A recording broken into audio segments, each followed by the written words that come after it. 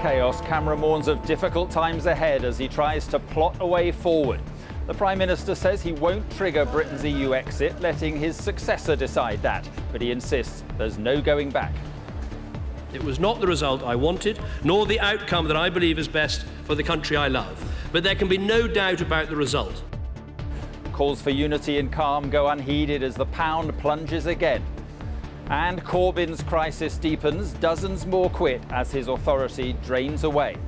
I'm live in Westminster with the very latest on another extraordinary day here. Also on the programme tonight, 2 children are still in a serious condition after a theme park roller coaster crashes off its track. And win or bust for Hodgson as England prepare to take on Iceland.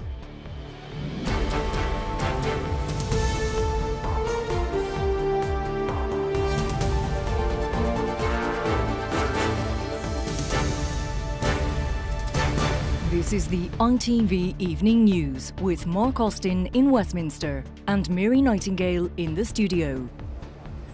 Good evening from Westminster, where David Cameron made a desperate plea for unity today in a country grappling for a way forward. He told MPs the decision to quit the EU must be accepted. He said Britain should not be rushed into triggering an exit and should try to stay in the single market. But he said it was for his successor to make the key decisions. The economic fallout continues, with the pound plunging to a 30-year low, and the political fallout further engulfed Labour leader Jeremy Corbyn, who is clinging to his job tonight in the face of a growing MP's mutiny. More on that in a moment. First, our political editor Robert Peston on David Cameron's attempts to steady the ship. Nothing unusual about this trip for the Prime Minister, except that David Cameron won't be in that famous house for much longer, and he was on his way to explain to MPs a rare case of massive personal failure. Mr. Speaker, the British people have voted to leave the European Union. It was not the result I wanted, nor the outcome that I believe is best for the country I love. But there can be no doubt about the result. Of course, I don't take back what I said about the risks. It is going to be difficult. But despite the expressed will of the British people, we are still full members of the EU, and the Prime Minister said government would not be rushed into formally notifying the rest of the EU that we're off. Mr. Speaker, this is our sovereign decision, and it will be for Britain and Britain alone to take. For our prosperity, probably the most important task is to decide whether we stay in Europe's single market, although that would mean not getting the kind of control of immigration from the rest of the EU that many Leave voters think is crucial. One of the most important tasks for the new government will be to negotiate the best possible arrangements with the single market, and that'll be debated endlessly in this House. And there's obviously a very strong case for trying to remain in that single market in some form. The Lead campaign leader, expected by many to be our next Prime Minister, does he think we should stay in the single market? Not exactly. Definitely have access. But with a points-based immigration system. You betcha.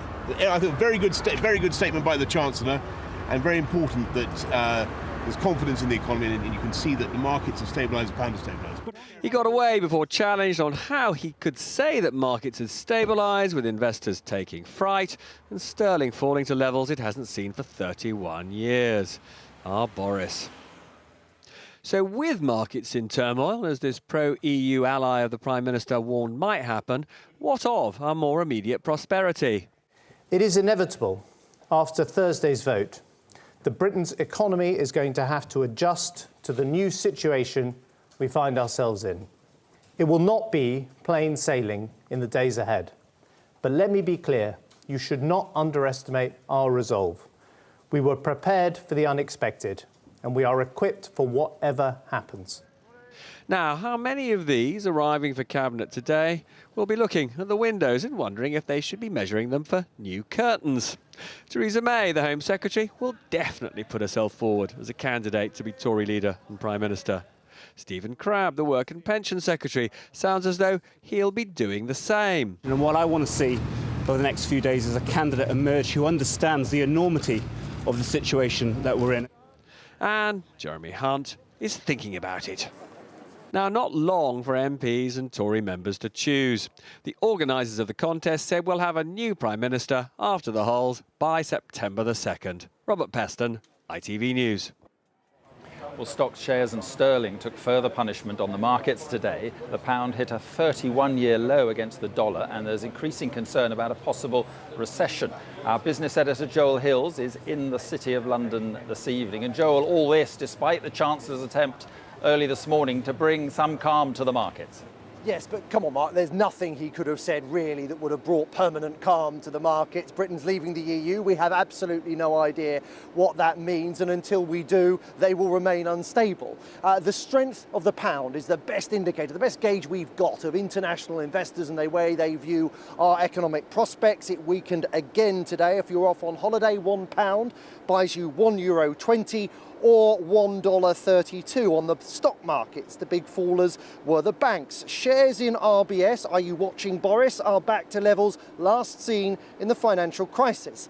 Investors were also selling shares in Barratt and the other big house builders. Now remember, Mark, before the referendum, the Chancellor was saying a vote for leave would probably trigger a recession, a fall in house prices and a squeeze on our living standards. Project Fear, it was dismissed as. Well, everything that's happened since fits with that narrative. One thing we will not be getting, though, is his emergency budget. He doesn't think it's necessary just yet, but that he stands by his analysis. Tax rises, spending cuts, they lie ahead. All right, Joel, thank you very much indeed for that. Well, the leaders of Germany, France and Italy insisted tonight there can be no exit negotiations with Britain until the process of leaving is officially triggered. The three leaders met in Berlin to discuss the crisis. Our Europe editor James Mates is there. James, Mr Cameron meeting EU leaders tomorrow in Brussels. What's the likely outcome of that meeting? He's going to get a pretty brutal reception, I think, certainly if what we've just seen in that press conference is anything to go by.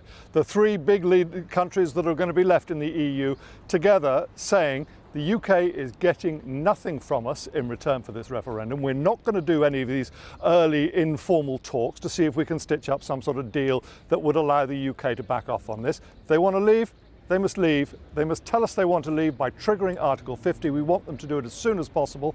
They said they're delighted that the Tory party leadership contest is brought forward. Whoever the new Prime Minister is will be under tremendous pressure from the rest of the EU, not just 3, but from 27, to get on with it. And the trouble with that, of course, is that once you're locked into that 2-year Article 50 process, your negotiating position is very weak, because at the end of it, you are dumped out of the union, whether there's a decent deal or not. So that is the sort of pressure they're putting on. As the Italian Prime Minister said, democracy is not a game, and we mustn't treat it as one, and Britain must do what its people wanted.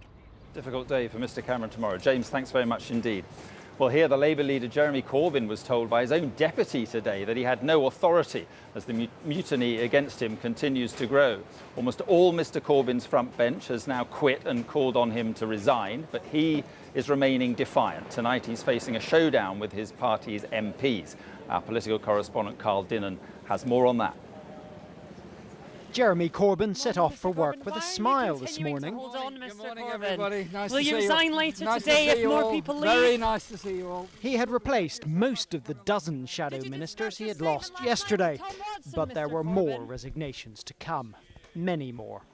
Amongst them, the shadow business secretary, considered by some a possible future leader. Have you thought about it? Would you stand? I'm not going to answer any of those questions today. I don't think that today is a matter for those issues. I want Jeremy to think very carefully about what he's got to do now and do the right thing for the Labour Party by resigning. The Labour infighting is fierce. Arriving in the Commons, Jeremy Corbyn was greeted by his friend Dennis Skinner. Retaking his seat, Mr Skinner then apparently made a rude gesture to his own backbenchers. Mr Corbyn, flanked by his new shadow Foreign Secretary Emily Thornberry and Deputy Leader Tom Watson, then ticked them off from the dispatch box. Our country is divided, and the country will thank neither the benches in front of me nor those behind for indulging in internal factioning manoeuvring at this time. We have... Some of the shouts of resign came from the Labour benches. They fear a general election is coming that they are not fit to fight under Mr Corbyn.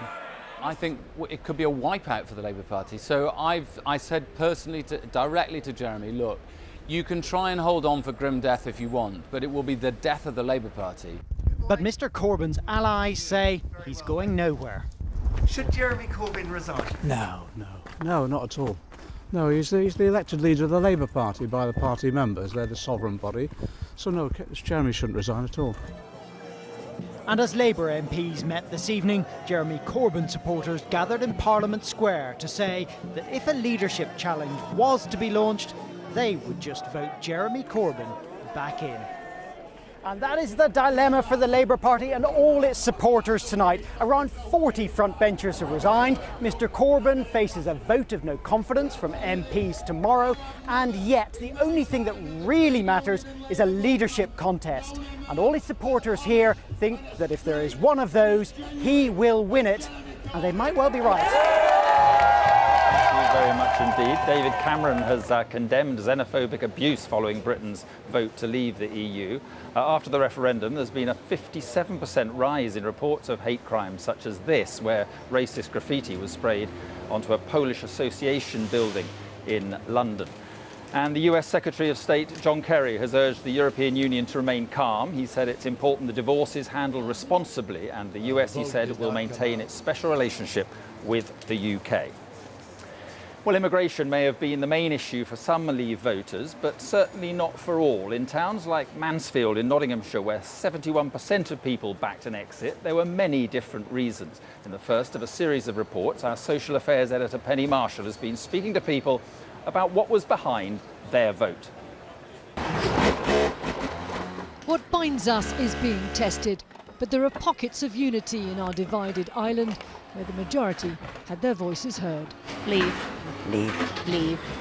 At this family-run clothing factory, the optimism of victory is being replaced by anger at what the boss here calls a southern anti-Brexit backlash. It's a total different world, north and south. A north and south divide is true. It is true, and that's why you got a different reaction, because in London, where all the media and everything's been happening, it's a bubble. It's a real bubble. And in the town centre too, dismay from Leavers at the way they're being portrayed as Little Englanders. It's not anti-immigrant.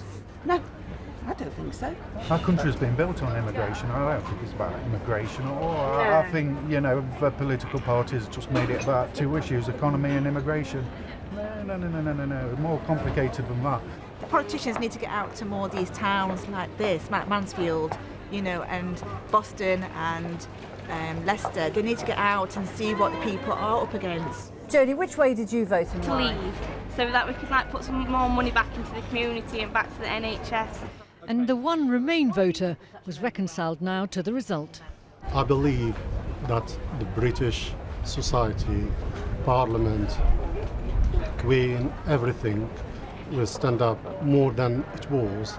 And what of all the political fallout? I've got no sympathy at all. You know, the public have voted, and you know, don't ask the question if you don't want the answer. 3/4 of people in this town voted to leave, and any disconnect that there was between London and the political elite before the vote seems to have only deepened in its aftermath. Even today's Westminster machinations were regarded with some contempt by Leave voters here, who say they've given the politicians their orders and now they want them to get on with it. Penny Marshall, ITV News, Mansfield. And our political editor Robert Peston joins me now. Robert, these are remarkable times. Are we any clearer this evening about a way forward in the coming months? The fog has lifted a little. We know we'll have a new leader of the Tory party, a new Prime Minister by September the 2nd, and talking around among Tory MPs, I would be staggered if that wasn't Boris Johnson. As for the Labour Party, oh my goodness, it's anybody's guess who will be leader then. The current leader has been rejected by, I'd say, a majority of his MP colleagues, but he says he's going nowhere. They can't decide who they want as the alternative, and anyway, ultimately it won't be their decision, it'll be the decision of members. So Labour in chaos. On another huge question, we still don't have an idea what our trading relationship with the EU will be. That's deeply unnerving to businesses who are investing less than they were. The headline on the front page of USA Today, British government in chaos. This is not a good look for Britain. All right, don't go on your summer holiday. Robert, thanks very much indeed. That's all from Westminster for now. Let's join Mary in the studio for the rest of the day's news. Thanks, Mark. Lots more still to come here on the Evening News, including a big day in sport as England take on Iceland at Euro 2016. And 2 hours and 3 minutes. all the key results from a busy first day at Wimbledon. That and more after the break. Join me then.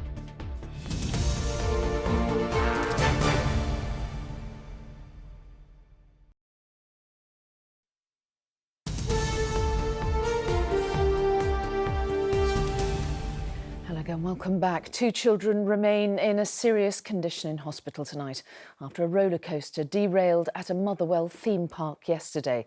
4 other children and a 19-year-old man are also receiving treatment. The park's been closed while an investigation into exactly what happened is carried out.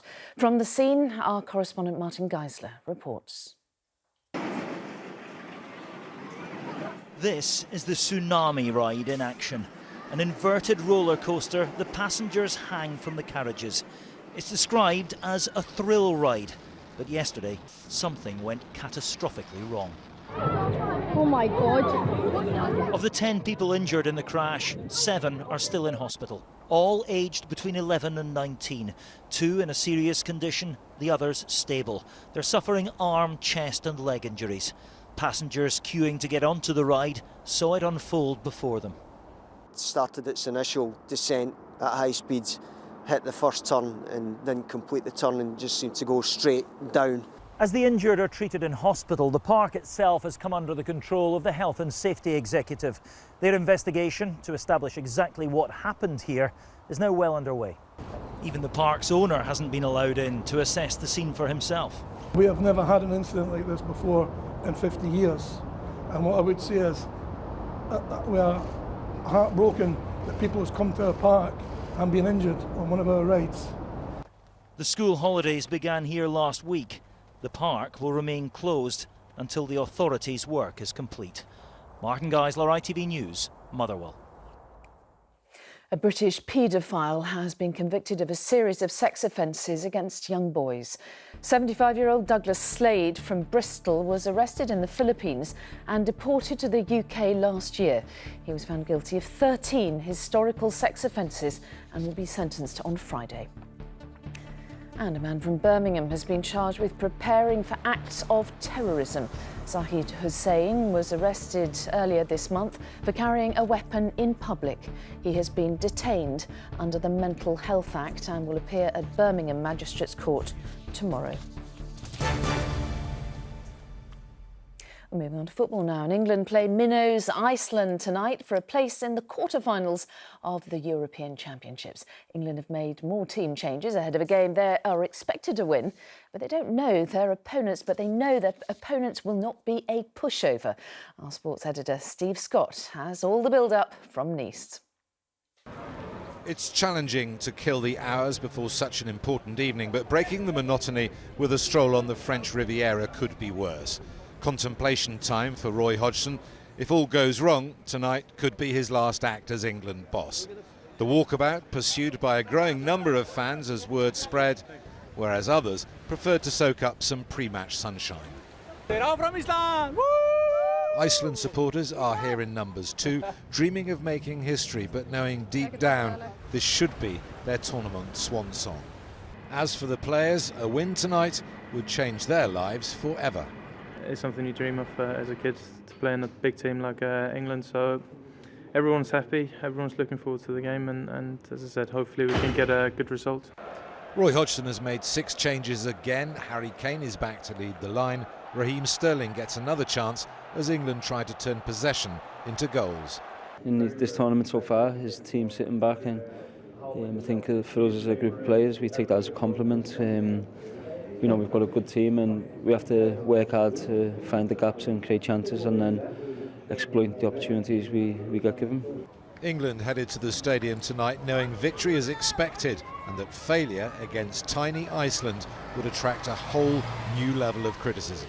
Win and a giant game against the hosts awaits in Paris. Lose, and for the team it's the ignominy of an early journey home. For the manager, it's almost certainly the end of the road. The equation really is that simple. Steve Scott, ITV News, Nice. And finally, Wimbledon fortnight got underway today. Defending men's champion Novak Djokovic made light work of his British opponent James Ward on centre court, breezing through in straight sets. But there was great news for Britain from the world number 775, Marcus Willis. The qualifier stunned Ricardis Berankis, a player ranked more than 720 places above him, beating him in straight sets in front of a partisan crowd on court 17. In the women's singles, meanwhile, Venus Williams began her quest for a first Grand Slam title in 8 years with a straight sets win over Croatia's Donna Vekic. And that's all for now. Tom Bradby will be here after the England-Iceland game with news at 10. But from Mark in Westminster and all the team here in the studio, have a great evening. Bye-bye.